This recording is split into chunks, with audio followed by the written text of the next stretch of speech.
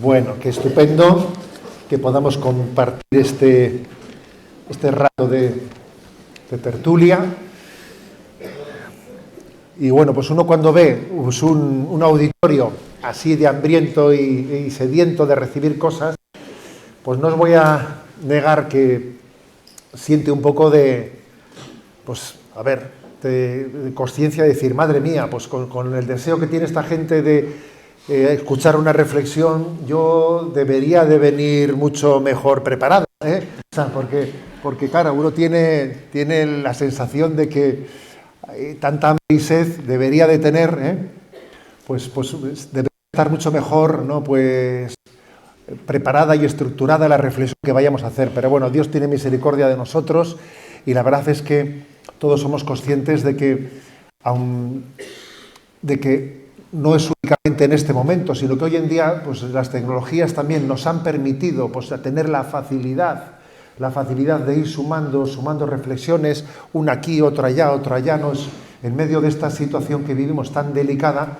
La verdad es que al margen, ¿no?, de lo que hoy os pueda decir, que posiblemente pues, todo lo que os diga os vaya a tener ya un cierto eco en cosas que hemos escuchado en Radio María, en otras muchas reflexiones que hemos podido hacer pues, por los canales de YouTube, etcétera, etcétera, ¿no? Por eso me quita un poco de peso, decir, aunque, madre mía, pues no estoy ni preparado, ¿no?, para cubrir vuestras expectativas, pues Dios ya sabrá pues alimentaros y complementaros lo que yo hoy no voy a ser capaz de daros, ¿no? Bueno, y dicho esto, estamos en Fátima, precisamente hoy 20 de febrero, en la fiesta de Francisco y Jacinta, y es un buen momento para recordar que parte de las apariciones de la Virgen en Fátima, una parte muy importante, yo creo que también está ligada a la crisis que actualmente estamos viviendo, ¿no? Cada revelación particular de la Virgen María ha tenido un contexto, ¿no?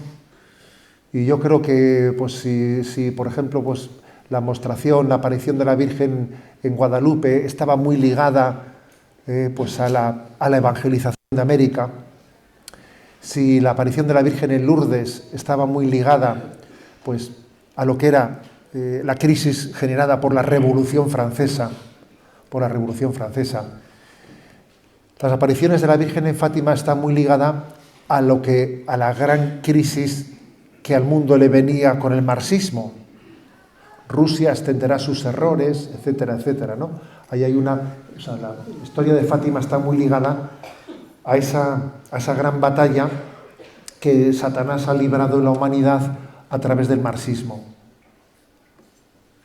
Es increíble, ¿no?, cuando uno conoce pues, cómo los pastorcillos le oían hablar de Rusia, que extenderá sus errores. Ellos se pensaban que Rusia sería una señora, fíjate, se pensaban que era una señora. Ellos no tenían conciencia de que fuese una nación, y mucho menos de lo que era la revolución en Rusia. Los niños se pensaban que era una señora, También impresiona ver cómo la Virgen María, después, ¿no?, en ese Fátima II, que es Tui, Pontevedra, etcétera, donde la Virgen María pide insistentemente la consagración del mundo al corazón inmaculado de María como la gran respuesta, ¿no?, frente a esa herida del marxismo que extiende por todo el mundo una visión atea de la historia, diciendo que la religión es el opio del pueblo, ¿no?, y que el mundo, pues, el mundo del futuro necesita romper con la religión para su libertad. Pues se le propone que la consagración al corazón inmaculado de María sea el conducto por el que de nuevo ese reinado de libertad llegue a Europa, ¿no? Fuimos testigos de la caída del muro de Berlín, que fue para todos nosotros, los que lo vimos nos quedamos perplejos viendo aquello en televisión. Jamás hubiésemos pensado que tal cosa fuese a ocurrir. Ahora bien, algunos fuimos ingenuos cuando pensamos que la caída del muro de Berlín era casi el fin de esta historia. Yo me acuerdo que, ingenuo de mí, escribí en el Diario Vasco de San Sebastián la caída el fin de las ideologías y tal, ¿no? Bueno, en fin, madre mía. Y lo cierto que es que eso no fue el fin de la ideología, sino que fue la transmutación, fue el inicio de una transmutación de esa ideología que ha derivado en una metástasis de ese marxismo, además aliándose con el liberalismo, y entonces, claro, ha ocurrido que el marxismo y el liberalismo en una metástasis han dado a luz a una nueva ideología que ha resultado ser, pues paradójicamente, ¿no?, bastante más dañina que la anterior. También en la Sagrada Escritura se dice, ¿no?, que cuando el demonio es expulsado y vuelve de nuevo, ¿no?, a reconquistar, viene con más fuerza y todavía quiere que su contraataque, ¿no?, venga todavía con más fuerza que el anterior. Y es obvio que este ataque tiene más fuerza que el anterior, porque el marxismo, curiosamente, no llegó a cambiar el alma profunda de los pueblos. La prueba es que después, ¿no?, de toda la crisis marxista, pues cuando hace poco se hacían algunos estudios sobre religiosidad, etcétera, resulta que los dos países de Europa con mayor índice de fe son Polonia y Rusia, que se supone que habían sido, pues, dos países que habían estado plenamente subyugados por el marxismo, lo cual quiere decir que el marxismo no llegó no tuvo éxito en ese deseo de Satanás de matar la imagen y la semejanza de Dios que está en el corazón del hombre. Porque la familia sufrió muchísimo, pero la familia no fue el objetivo primero de ese ataque, sino más bien secundariamente. El objetivo primero fueron más bien pues la visión económica, la visión del poder. Y entonces es curioso que hay un momento en el que Sor Lucía había recibido también, ¿no?, pues el mensaje de que la batalla final en la que el maligno volvería de nuevo, ¿no?, tendría lugar en torno a la familia. Esa sería, Sor Lucía recibió también ese mensaje, el mensaje de que la batalla final iba a tener lugar en torno a la familia y a la vida, ¿no? Juan Pablo II eso también lo insistía mucho en sus mensajes. En torno a la familia y a la vida tiene lugar la batalla principal, ¿no?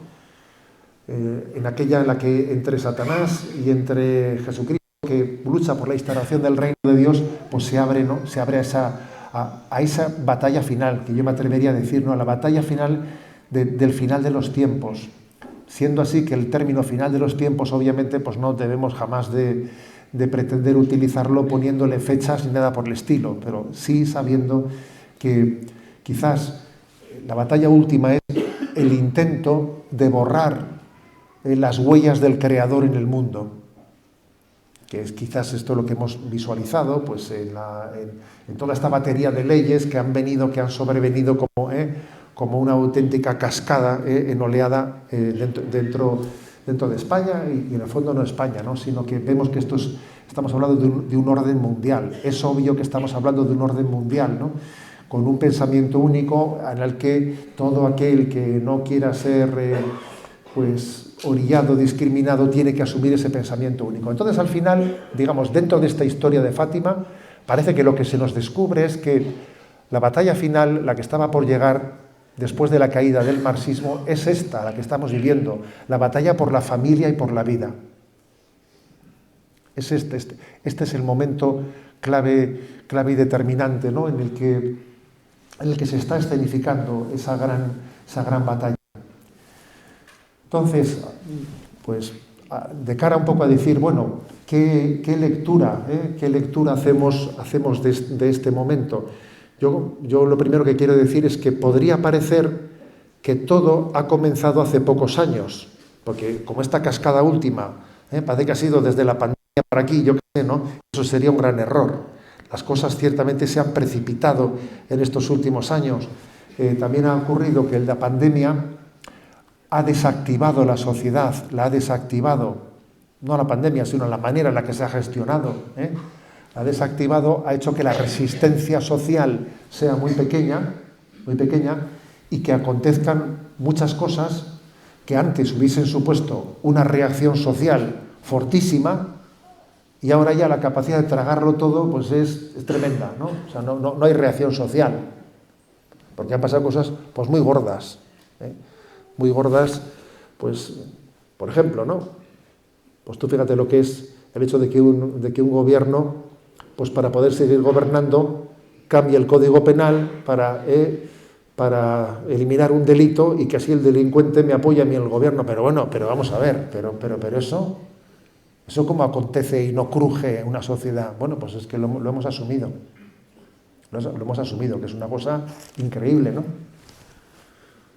O como por ejemplo, ¿no? Pues resulta que, fíjate, estamos pasando a la página de lo que aconteció con el terrorismo de ETA, ¿no? Que todos sabemos, ¿no? Pues cómo el terrorismo de ETA humilló a sus víctimas al máximo, ¿no? Y ahora resulta que se llega a un pacto por el que, venga, sacamos a la Guardia Civil de Tráfico de Navarra y a cambio de eso, pues Bildu me apoya a mí en el gobierno. Pero bueno, ¿pero cómo os podía hacer eso? ¿Cómo todavía tú eres capaz de humillar a los que han sido las víctimas del terrorismo para que tú recibir? Y podíamos comentar un montón de cosas más, ¿no? Un montón de cosas más en las que hemos observado que ha habido una progresiva desactivación de la reacción social. Esto es obvio que ha ocurrido. Pasan leyes de educación que en otro tiempo, pues igual hubiesen puesto en la calle a 500.000, 600.000, 1.000.000 de personas y ahora pues haces una convocatoria y aparecen 4 y el del tambor. Es así, es así. O sea, la reacción social, ¿por qué? Pues porque en cierta medida se ha perdido esperanza.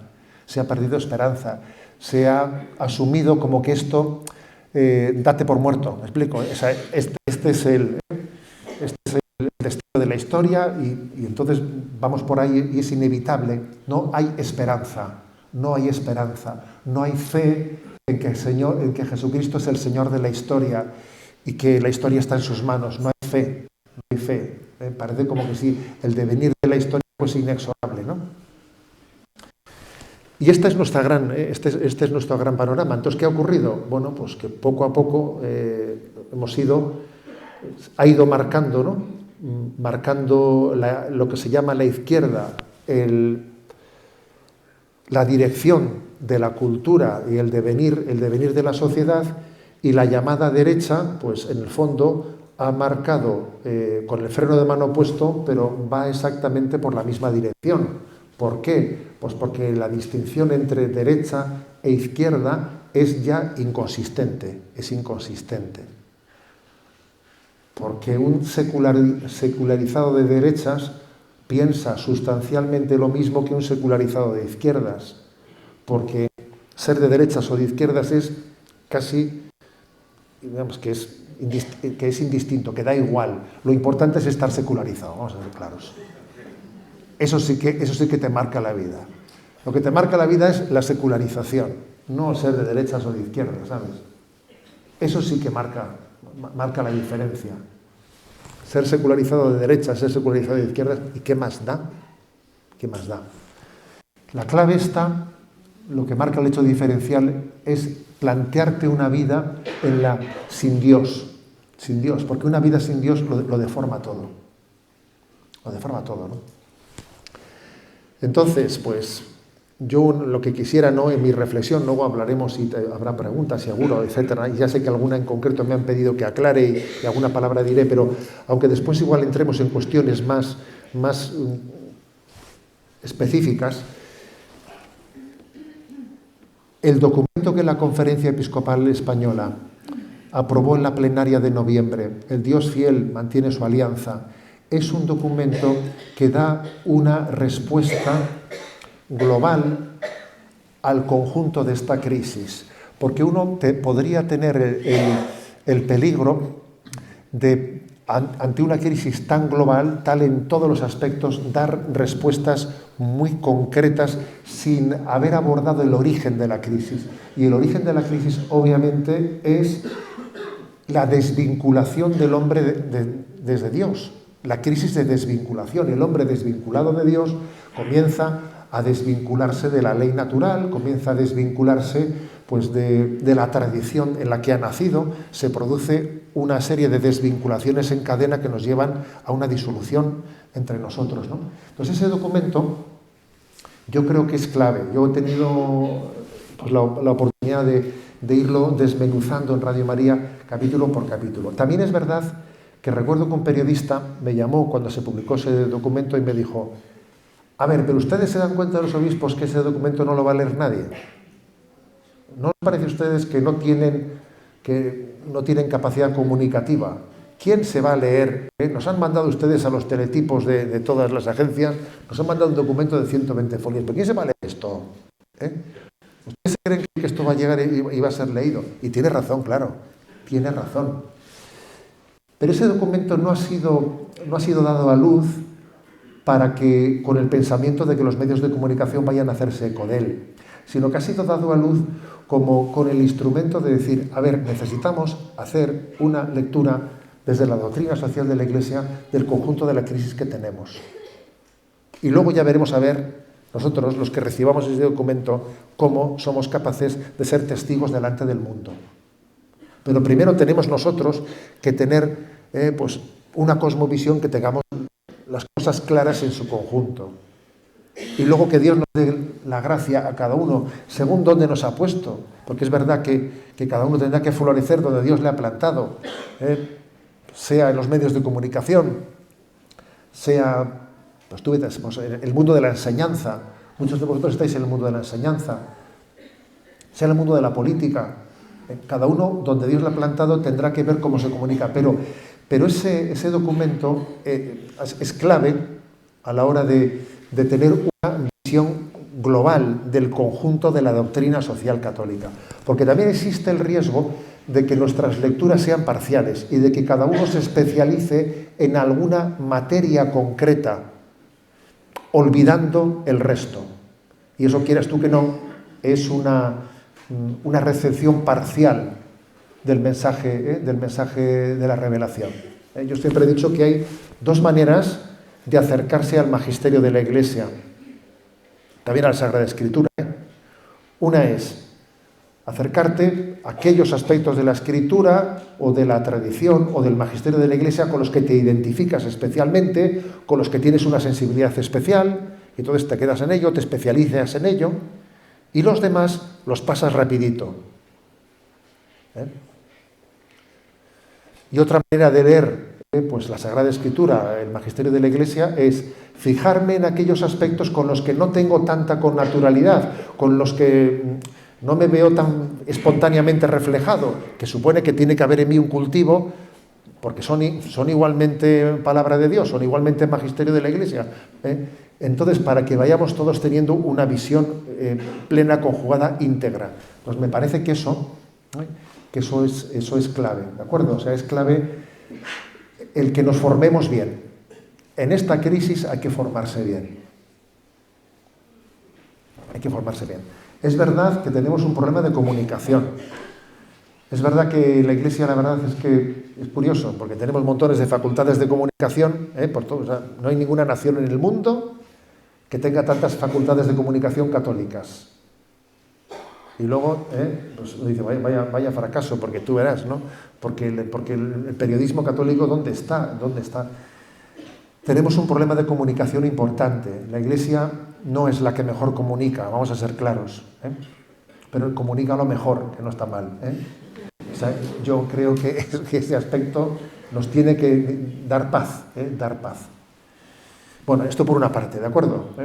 Segunda parte, soy consciente de que en este momento estamos viendo en el seno de la Iglesia Católica una crisis que no pensábamos muchos que íbamos a ser testigos de ella. Yo me acuerdo que cuando ya era un cura jovencito y veía los sínodos, el sínodo de los anglicanos, a veces me reía y decía, madre mía, es que solamente por ver este espectáculo es que hay que ser católico, ¿sabes? O sea, porque ahora tú veías el sínodo de los anglicanos, que allí los temas de materias de fe se rifaban, se sorteaban, se ponían a voto, ¿no? Y decían, no, ¿qué es esto? ¿Qué es esto? ¿No? Y jamás pensaba yo que íbamos a tener que ver nosotros cosas de esas. Después de que Pablo VI hubiese sido heroico en esa crisis posconciliar que existió, ¿no? después que fue heroico, dando a luz el credo del pueblo de Dios, respondiendo al famoso catecismo holandés, en el que se pretendió el catecismo holandés, pues lo mismo que ahora en el sínodo alemán, ¿no? que es que aquí es imposible ser original, ¿sabes? Las crisis son metástasis de las anteriores, que uno pensaba que habían sido sanadas, y la verdad. Entonces el sínodo holandés, que dio luz, pues era toda esta crisis, ¿no? Todo, o sea, asumir todas las tesis liberales del mundo desde nosotros, ¿no?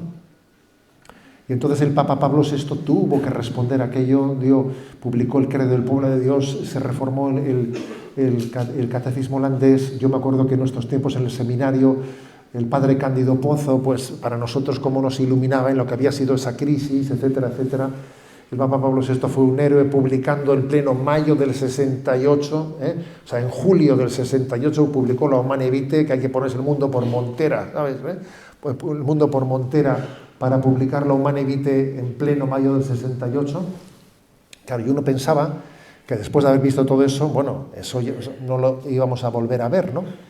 Y héteme aquí que ahora nos encontramos con esta situación, que el sínodo alemán obviamente tiene un riesgo de contaminar a otras naciones, de contaminar el sínodo universal, lo que al principio parecía, no, eso no va a pasar, no, eso no va a pasar, pero claro, va pasando el tiempo y pues hay riesgos grandes, ¿no?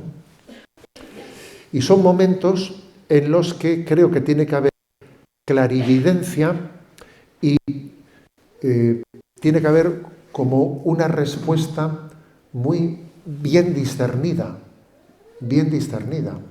porque es fácil que ante una crisis de esta haya respuestas desequilibradas. Es fácil que ocurra también eso, es fácil. Ante una crisis como esta nos ponemos nerviosos y claro, pues puede ocurrir desde no darle importancia al problema hasta responder de una manera desproporcionada. Por ejemplo, vayamos a un caso concreto, ¿de acuerdo? Porque no hay como... Y esto se trata con un ejemplo, como decía aquel. Lo que ha acontecido con el hecho de que la página web de la JMJ de Lisboa haya habido un momento en el que en uno de sus apartados, no sé si habla de, ¿cómo lo titula?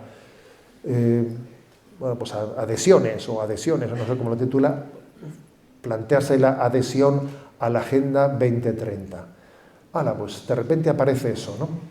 Y obviamente, puedo decirlo porque tengo conocimiento de causa, es una idea que nace de aquí, del grupo de la Secretaría que está en Lisboa, no nace de la Santa Sede, ni mucho menos, sino nace de la Secretaría. Ocurre eso, comienza obviamente un debate y una serie de protestas pues muy serias en el seno de la Iglesia Católica, la propia jerarquía, etcétera, ¿no? Desde los obispos españoles comenzamos a llamar a Lisboa, comenzamos a decir, pero eso que pone ahí, todo eso. Entonces comienza pues un tira y afloja en el que a la hora de resolverlo, obviamente yo lo hubiese resuelto de otra manera, ¿sabes? Lo quito, pido perdón y se ha acabado, Ya está, porque los errores Pero ocurre que no somos humildes y nos gusta rectificar sin decirme equivocado, ¿sabes? Y a la hora de ver cómo rectifico sin decirme equivocado, comienzo a ver, quito los logos. Venga, la semana siguiente cojo y pongo un párrafo en el que dice, nosotros esto lo interpretamos en el sentido correcto que la Iglesia Católica lo interpreta. Vale, entonces ¿para qué tienes que ponerlo? Y luego el siguiente mes cojo y se pone pues un enlace al documento en el que el nuncio, porque es curioso que tenemos un nuncio en España, que él fue el embajador de la Santa Sede en el Vaticano, y claro, él conoce eso, vaya que sí lo conoce, porque él estuvo allí en todos los debates de Naciones Unidas. El Vaticano no tiene voto en Naciones Unidas, pero sí tiene voz. Entonces él es un gran conocedor de todas las ambivalencias que existen en la Agenda 2030, porque obviamente la Agenda 2030 asume muchísimos valores, muchísimas finalidades, que su literalidad, pues hombre, son totalmente confluyentes con las que nosotros seguimos, pues la lucha contra el hambre del mundo, la lucha contra la pobreza, pues tú verás, claro, pues cómo no estar de acuerdo con eso. Pero claro, la historia está en de qué manera se implementan esas finalidades, ¿no? Porque como decía el nuncio Bernardito Auza, ¿no?, en la conferencia que pronunció en Abat Oliba hace poco en Barcelona, el gran problema está de la Agenda 2030 en que el que pone el dinero pone las condiciones. Entonces, de alguna manera, ¿qué ocurre? Que en los planes de cooperación internacional para la lucha contra el hambre, para la lucha contra tal, se hacen planes, ¿no?, de cooperación internacional en el que la nación que va a poner este dinero, claro, el que pone el dinero pone las condiciones. Y entonces ocurre con frecuencia que el que pone el dinero le hace asumir al que recibe el dinero, pues le estás haciendo asumir postulados ideológicos a cambio de que te doy el dinero. Claro, eso es pues indigno, ¿no? Claro, eso en sí mismo no está en la Agenda 2030, pero es de facto lo que ocurre en su aplicación, en su aplicación. Bueno, ante una crisis como esa, pues ¿qué es lo que hay que hacer? Primero, orar con insistencia, porque es que uno se da cuenta de que el demonio odia a la Iglesia y que la palabra de Jesús, ¿no?, en la que dijo: yo estaré con vosotros todos los días hasta el fin del mundo y el poder del infierno no la derrotará, reafirmarnos en ella, porque sabemos que eso va a ser así. El triunfo de Cristo en su Iglesia, no me cabe la menor duda, ¿no?, que va a acontecer y está aconteciendo, pero los zarpazos pueden ser duros. Los zarpazos, o sea, el demonio no vencerá, pero sus zarpazos pueden ser duros. Entonces yo creo que hay que creer en la victoria de Cristo en su Iglesia, orar fuertemente por ella, cada uno hacer lo que en conciencia tiene que hacer. Yo muchas veces en Sexto Continente, cuando la gente me cuenta cosas, ¿no?, les digo: ¿usted ya habló con el obispo? ¿Se lo ha dicho al obispo? El otro día cuenta uno, pues he visto en la librería diocesana un libro no sé qué, de la editorial San Pablo, sobre de cómo bendecir las parejas homosexuales. Le digo: vaya usted ante el obispo y cuénteselo. O mándele esto a su obispo. O sea, es decir, creo que es importante que en este momento de crisis demos la cara y recurramos siempre a la cabeza. Eso hay que hacerlo. No hay que dar por supuesto que todas las cosas se saben, y no hay que dar por supuesto que yo no puedo hacer nada. No es verdad, se puede hacer mucho. Hay que dar la cara, Y ante las presiones que se pueden estar recibiendo en muchas instituciones, por ejemplo, pues ver lo que ha ocurrido. Aquí se ha dado la cara con el tema de la JMJ y se ha ido quitando. Quita un poco, quita un poco, quita un poco. Entonces, a ver, literalmente hablando, lo que ahora pone en la página web es correcto. Correcto, porque claro, si tú dices, entendemos esto en el sentido que la Iglesia Católica lo entiende, porque la Iglesia Católica hizo unas 45 o 50 enmiendas a la Agenda 2030, de las cuales la mayoría no fueron aceptadas. Entonces, bueno, la Iglesia Católica no votó la Agenda 2030, no votó, no tiene derecho a voto, ¿me explico? No tiene derecho a voto, o sea, sencillamente hizo enmiendas y algunas fueron acogidas, pero la mayoría no fueron acogidas. Entonces, nosotros nos limitamos a decir que la finalidad de la Agenda 2030 en su mayoría, en la metodología que se lleva adelante para implementarla, depende de cada caso, de quién lo implemente y cómo lo haga. Porque una de las mayores reivindicaciones que la Iglesia ha tenido es que eso de que el que pone el dinero pone las condiciones es un método envenenado. Es un método envenenado, que es lo que está ocurriendo en África. Pero claro, y aquí os decía lo primero, es muy importante la reactividad, porque tener la reacción equilibrada, desequilibrada, si tú has hecho eso, o sea, si han cometido ese error de poner eso en la página de la JMJ, no vamos, boicoteamos la JMJ. Hombre, esa es una reacción desequilibrada. Es una reacción desequilibrada que el demonio se frotará las manos, ¿no? A mí me pareció más equilibrado de decir, ¿no?, públicamente, que eso se haya puesto es un error, porque era innecesario ponerlo y la prueba es que has tenido que ir corrigiéndolo. La prueba está clara. En el fondo es una falta de humildad no quitarlo y punto, porque en el fondo lo que nos cuesta es lo que nos cuesta es decir, perdón, me he equivocado de la perdón, No sé si sabéis, ¿no?, que dice que hay 3 palabras, las 3 palabras más difíciles de pronunciar son ribonucleico, ¿no? Esternocleidomastoideo. Y la tercera, perdón. Son las 3 palabras más difíciles de pronunciar. Entonces, claro, lo de pedir perdón y me he equivocado así sencillamente y sin más, nos cuesta mucho, porque somos orgullosos. Y antes muerta que sencilla, ¿sabe? Entonces, esto, en el fondo, es lo que está detrás de esto. Pero, una vez que se han tenido todos esos pulsos, y básicamente el texto en su literalidad, bueno, pues claro, no, si tú dices que esto lo interpreto únicamente desde el magisterio y desde las correcciones que la Iglesia hizo allí, pues entonces claro que no tiene incompatibilidad con nosotros. Sería un error que la respuesta sea lo tiro todo por la ventana. No, porque el demonio se frotará las manos y en el fondo es otro error de signo contrario que en el fondo aleja las almas de Dios y hiere la comunión de la Iglesia, la hiere. Porque la comunión de la Iglesia la tenemos que construir desde dentro, con dolores de parto, a gritos y con lágrimas. No escapándonos a un monte y creando allí, ¿sabes?, pues un sitio en el que yo esté encerrado, ¿no? Así no se puede crear la comunión. La comunión hay que crearla en el seno de la Iglesia, pues en medio de los sufrimientos que tenemos, pero dando la cara, ¿sabes?, dando la cara. Bueno, pongo ese ejemplo, ¿no? Pero es cierto, pues que vivimos un momento de crisis y de confusión, que por otra parte es un momento muy contradictorio, con el hecho de que las nuevas generaciones, después de esta gran tribulación, las que se incorporan a la Iglesia, las que llegan a los seminarios, están totalmente fuera de esa crisis, ¿sabes? A ver, los jóvenes que hoy en día se acercan a la Iglesia, los que se acercan a los seminarios, etcétera, para nada conjugan con toda esta agenda, con todo este lío, con todas estas nuevas ideologías. No, porque un joven que tenga esas mentalidades, lo último que se le ocurre es pues la opción de seguir a Jesucristo. No.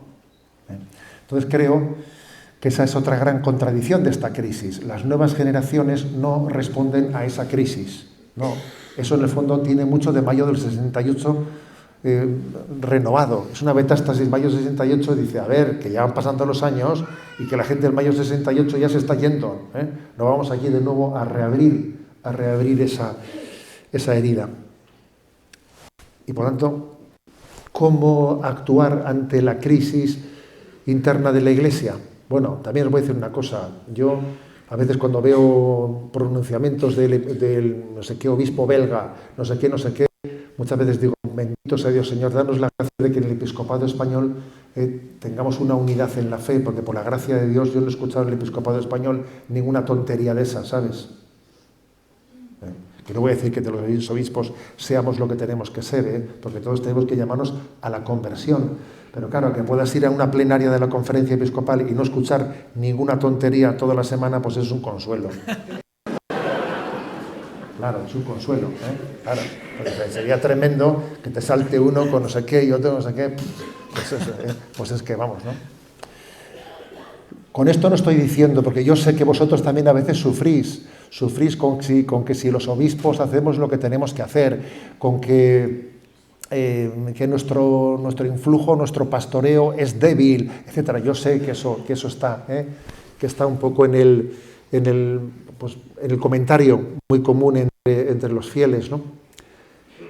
Claro que nosotros también padecemos el influjo del mundo y el cierto miedo. Yo creo que el mayor enemigo del gobierno de la Iglesia en este momento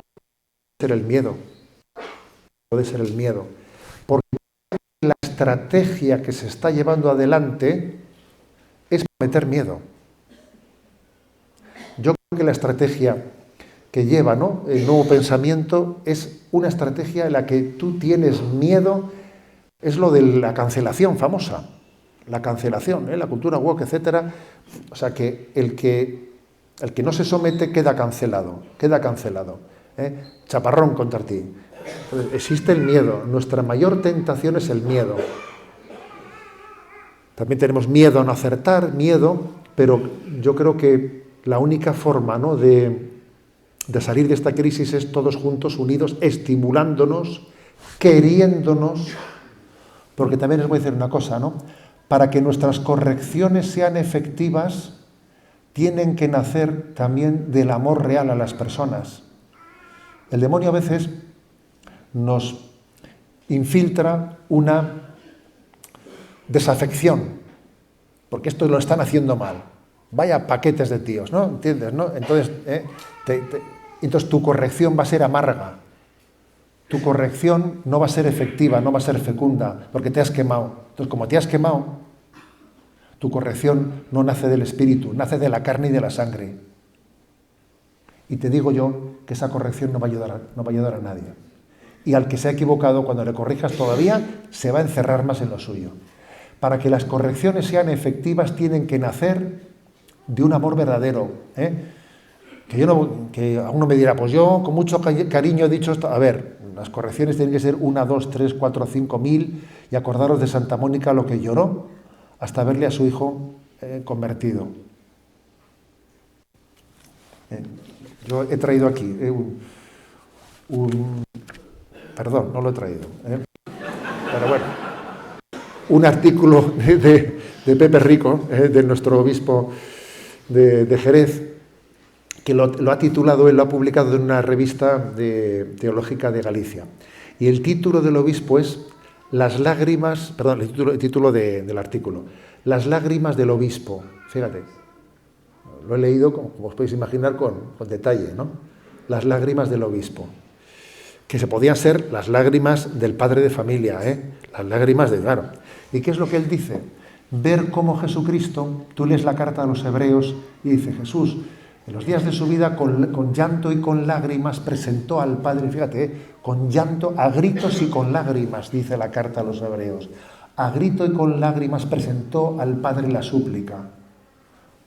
O sea, creo que estamos llamados a sufrir por este mundo, a sufrir, ¿no? El llanto, el sufrimiento, Y yo me imagino que el corazón de Jesús sufre pues por nuestra crisis, y es importante que nuestro sufrimiento sea el del corazón de Jesús, que no sea un sufrimiento de amor propio, que no sea un sufrimiento de rabia personal.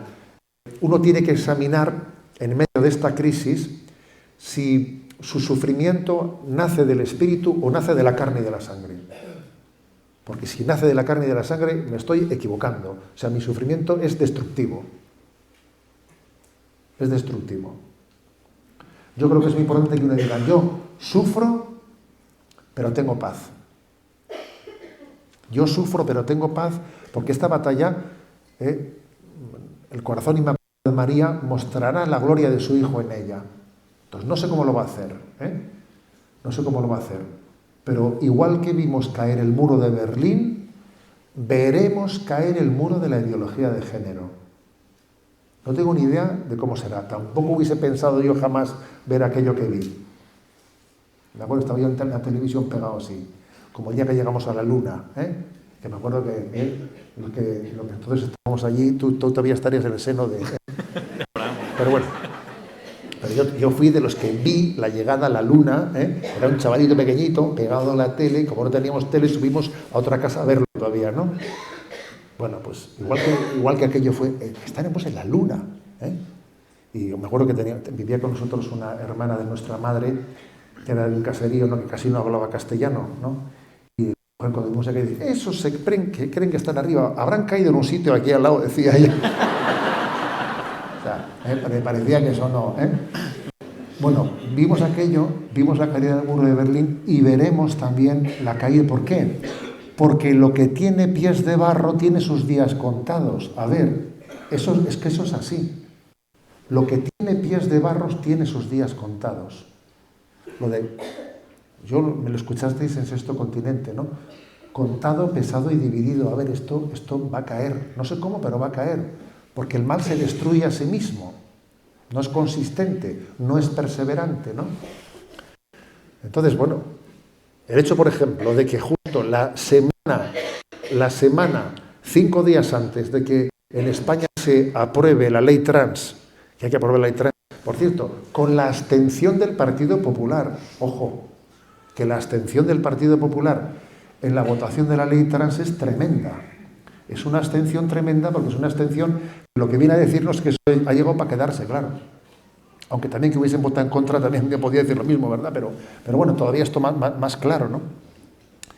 Que la misma semana que eso se aprueba, resulta que en Suecia, que es el primer país que ha sido pionero de introducir todas estas leyes trans, suspende la aplicación de la ley trans en Suecia, la suspende porque se da cuenta de que se ha generado una auténtica crisis y alarma con todos los adolescentes, porque se han multiplicado un 1000% los casos de disforia entre los adolescentes, y además se han dado cuenta que todos ellos tienen una mezcolanza entre, sí, disforia, pero autismo, pero anorexia, pero no sé qué. A ver, que estamos hablando de trastornos que todos están unidos unos con otros, ¿no? Entonces, ¿cómo le llamas a los trastornos? ¿Cómo les llamas derechos? Por Dios. Entonces, de Suecia coge y suspende esa ley.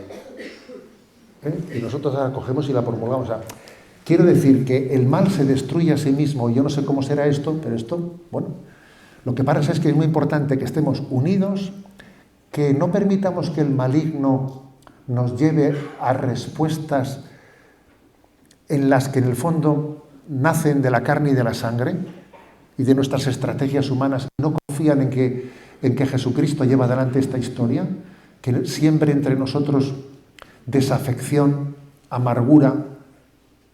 Creo que tiene que existir corrección fraterna y más que la que existe, y que a los pastores nos tenéis que corregir. Los pastores necesitamos ser corregidos, ser estimulados. Y porque un pastor quiere colaboradores, pero un buen colaborador no es el que te da la razón siempre. Y eso se lo digo a mis vicarios. Les digo, por favor, no me estéis dando la razón. Yo no quiero gente que me dé la razón todo el rato, porque eso a mí no me ayuda nada. Será practicar la misericordia al que alguien le diga, don José Ignacio, yo no lo veo así. Cuando alguien tiene la caridad de decirte, don José Ignacio, yo no lo veo así, hay que tener ojos de fe. Ahí está hablando Dios cuando alguien te dice eso. Estate atento, estate atento a abrirte a ver. Entonces, la verdadera colaboración no es la de ser complaciente, no tenemos que ser complacientes. Ahora, cuando digo esto, no estoy diciendo que tenemos que ser unos quemados y amargados de la vida. No, tenemos que querernos. O sea, toda corrección tiene que nacer de un verdadero amor a la verdad y de un deseo de acertar y de ayudar a las personas. También el mundo de Internet está haciendo en todo este lío, está teniendo una influencia poderosa, poderosa. ¿Por qué? Porque Internet es un sitio en el que pues es un basurero, en el que tú encuentras comentarios, lo otro. Hay ciertos portales de Internet, de ciertos sitios, que como te pongas a leerlos todos los días acabas loco.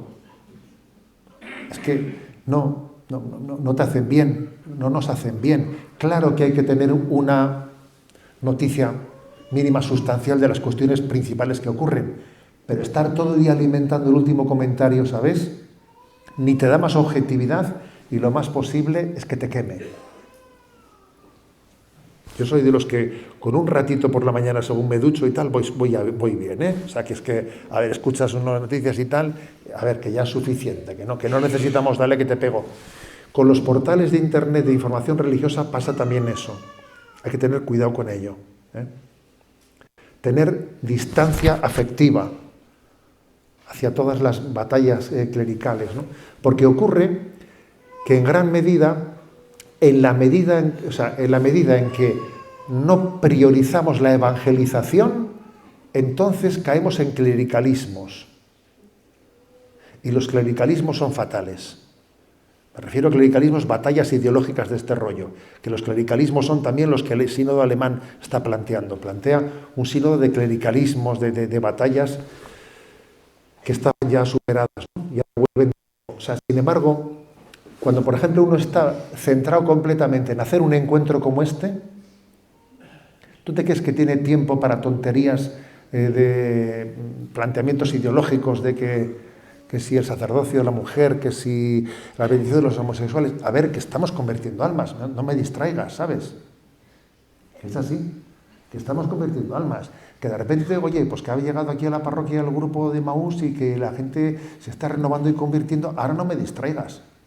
O sea, nos hemos fijado cómo cuando la gente está a convertirse, todos esos rollos le sobran completamente, porque está bien centrada. Lo malo es que cuando el diablo no tiene nada que hacer, con el rabo mata moscas, ¿sabes? O sea, todos estos rollos son consecuencia de no estar a lo que teníamos que estar, de no estar evangelizando. Que eso se lo dijo el Papa al sínodo alemán en la primera carta que le escribió. Si nos centramos en la evangelización, no caeremos en errores y en deformaciones, ¿no? Bueno.